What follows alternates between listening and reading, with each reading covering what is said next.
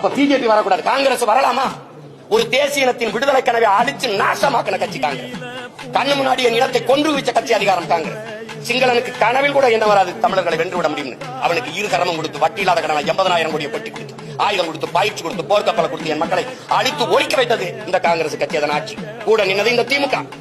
நீங்க பேசிக்கிறீங்க இந்த காங்கிரஸ் இனத்தை கொண்டு வச்ச காங்கிரஸ் வரலாம், அதை எப்படி அனுமதிக்கிறார்? 2 பேருமே வரக்கூடாது. அப்பதான் நீ ஆன்மகன். இந்திய கட்சி எதுக்குன்னு கேட்டு யாரை குட்டி வர என் இனத்தை கண்ணு முன்னாடி கொண்டு குவிச்சிட்டு அதே இனத்துல வாக்கு பெற்று வலிமையான அதிகாரத்துக்கு ஆட்சிக்கு வந்துட முடியும்னா நாங்க மானங்கட்ட கூட்டம் ஆயிட்டோம்னா நீ மஞ்சள் பிடிக்கிற. நீ வேற எப்படி வேற இந்த கன்னடனை கொண்டு அல்லது ஆந்திர தெலுங்கரை கொண்டு மலையாளியை கொண்டு அந்த மாநிலத்தில் ஒரு ஓட்டு வாங்கிட முடியுமா?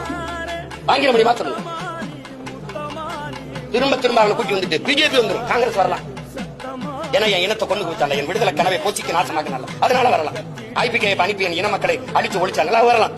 காவிரி நதி உரிமை பறிகொடுக்க வச்சாங்க வரலாம். கச்சத்தீவை எடுத்து